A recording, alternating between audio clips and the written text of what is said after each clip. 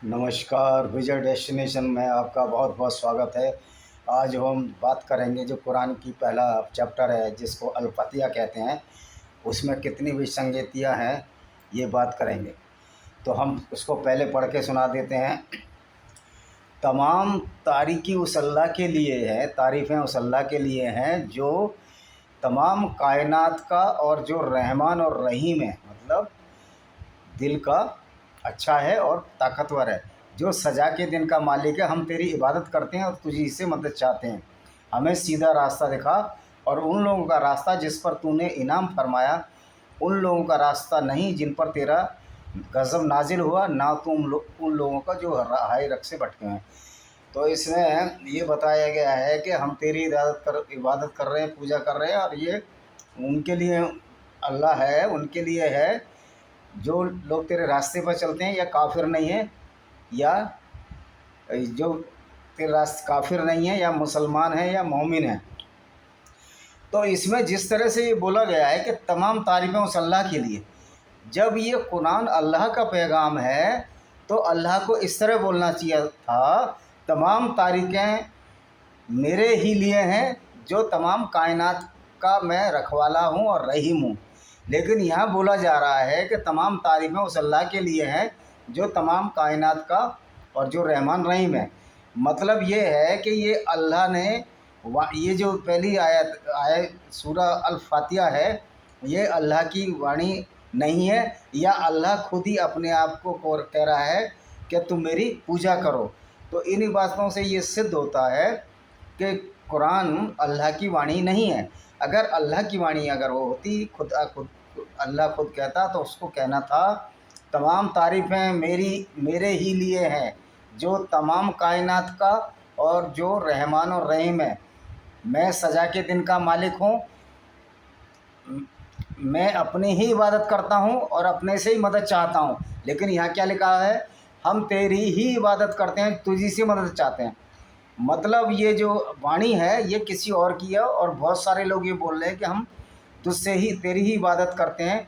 तो अल्लाह इस तरह तो नहीं बोलेगा। तो ये first person, second person, third person, कहीं अल्लाह खुद बोलने लगते हैं, कहीं अल्लाह दूसरे से बुलवाते हैं। जब वो दूसरे से बुलवाते हैं तो उनकी वाणी कैसे हुई? उनकी वाणी जब होगी जब एज ए फर्स्ट पर्सन वो बोलेंगे कि मैं ये कहता हूँ या मैं ये कहता हूँ। लेकिन जब ये कहा जाता है कि हम तेरी ही इबादत करते हैं, इसका मतलब बहुत सारे अल्लाह हैं, या तो जो अपनी ही इबादत कराना चाह रहे हैं, या अकेला अल्लाह है। तो ये जो दूसरी बात ये जो लिख रहे हैं कि हम तेरी इबादत करते हैं, तुझी से मदद मांगते हैं, इसका मतलब ये है कि वो लोग अल्लाह से अलग हैं। ये अल्लाह की वाणी नहीं है। हमें सीधा रास्ता दिखा। अगर अल्लाह होता तो ये क्यों बोलता हमें सीधा रास्ता दिखा? अल्लाह तो कुरान के हिसाब से सीधा रास्ता दिखाता ही है। तो ये बोलना चाहिए था कि मैं सबको सीधा रास्ता दिखाता हूँ। लेकिन यहाँ बोला गया है हमें सीधा रास्ता दिखा।